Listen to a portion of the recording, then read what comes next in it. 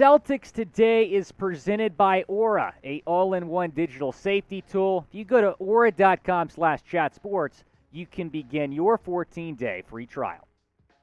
The pick is in for Brad Stevens and the Boston Celtics, and it is JD Davison, a point guard out of Alabama. And I got to tell you, the value here at pick 53, very, very high. I love this pick, and this is exactly why you should subscribe to Celtics Today, because we're going to bring you Celtics news as soon as possible. And we all know how crazy the NBA offseason is. We're going to have all this big news coming in. Tonight we had the draft. Next week we have free agency. And the week after that we have summer league action. So it's going to get nuts. You do not want to miss anything. Go down, hit that big red subscribe button right now. Talking about the JD Davison pick now, a point guard out of Alabama. You take him in the second round with the 53rd overall selection. It was the Celtics' first pick in the 2022 NBA draft and their only pick in the 2022 NBA draft. And they took Davison over these players. Orlando Robinson, a center from Fresno State. He surprisingly kept falling. Justin Lewis was on the board, as well as Jordan Hall, Ron Harper Jr., and Jabari Walker.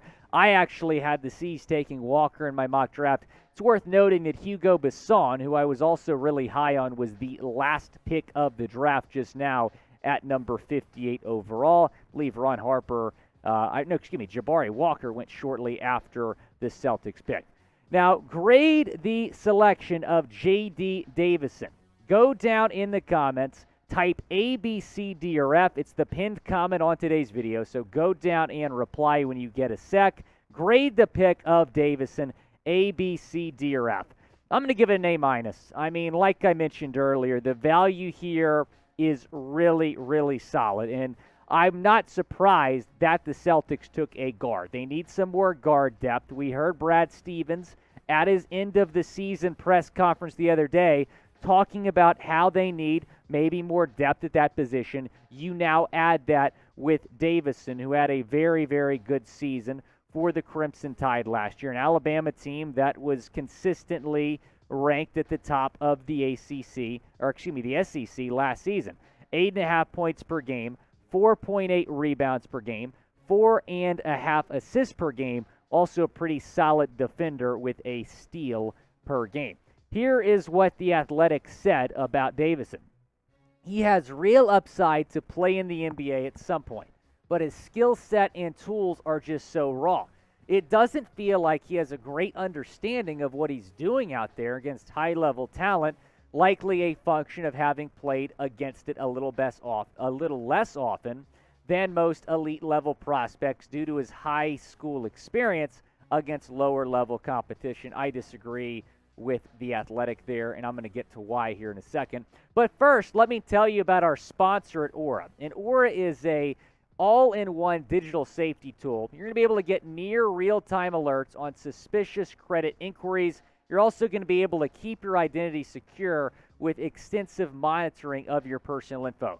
You're going to be able to shop, bank, work online more safely and privately. They also offer family plans, so you can keep your family online activity safe from hackers. You know, we all have to worry about hackers, people trying to take our credit card information, our social media accounts, trying to get into those. So that's where Aura comes in.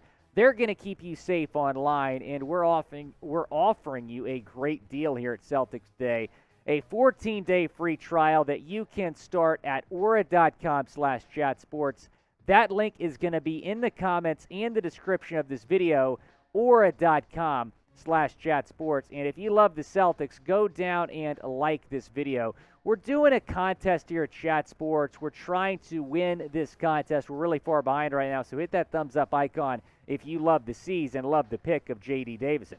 Now, here is the guard situation for the Celtics in terms of guards off the bench. Derek White, you acquired him in a trade with San Antonio a few months ago. He was coming off the bench, starting a little bit, mainly coming off the bench. Peyton Pritchard, we all love him. Aaron Nesmith, former first-round pick that just hasn't really panned out. Nick Stauskas and Broderick Thomas. Broderick obviously didn't play a whole lot. So that is the guard situation. I definitely agree with the Celtics selection here of Davison, you really needed to add a little bit more depth at that position. They just did that with Davison. Now, Davison not really known for his shooting. That's why maybe the pick is an A- for me instead of an A+. Now, if you like the video, if you like the pick, like the video. If not, go down and comment why. So if you're really high on Davison like I am, hit that thumbs up icon. If not, I want to hear from you. I want to hear your reaction to this pick. Comment why you don't like the pick down in the comments if you are on the opposite side of me here, because I think this is awesome value. And, you know, the Celtics just had one pick, right? 53rd overall selection. So I think it's great value. Davison is an extraordinary talent. Now, when you look at the stats, the numbers are, you know, okay. They don't really jump off the screen, but he was so versatile and so productive for Alabama, running the point guard position for Nate Oates and company last season. Now, he's a ball-dominant point guard, and that is exactly what Boston needs. We've talked about that. They desperately need another ball-dominant point guard to come in and help this team out.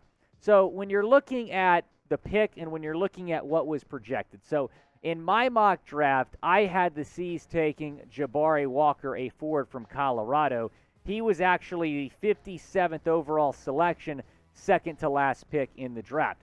Gabriel Procida was taken a little bit earlier than expected, earlier in the second round. ESPN had the Celtics taking him. I'm not super high on Procida, so I actually prefer Davison. Procida was taken pretty early in the second round. Darion Sebron, Bleacher Report thought the Celtics were going to take him. We were all wrong because Brad Stevens selected JD Davison with the 53rd overall selection in the second round, a point guard out of Alabama who was really, really good in the SEC last season, one of the best ball handlers in the ACC, gets down the floor really, really quick. I like Davison. I like the pick, especially considering it was late in the second round. He was one of the best players on the board. Not only do you get one of the best players on the board, but you also fill a team need in the process. That's why I really like the pick of Davison. Now, the question I have is, what does this mean in terms of the Celtics' pursuit of Malcolm Brogdon? I don't really think it's going to affect it that much, but you did just add a point guard. I would still absolutely trade for Malcolm Brogdon. If you have to give up one of your current point guards to get him in a trade with the Pacers, so be it. Now, what undrafted free agent do you want the Celtics to sign? Go down in the comments section. Let me know. We're starting to get all those Woj bombs about UDFAs that all these teams are signing. So go down in the comments. Let me know what UDFA you want the Celtics to sign. Thanks for watching this video, and be sure to subscribe if you haven't already, because tomorrow I'm going to be getting you a video breaking down each and every single one of the Celtics undrafted free agents.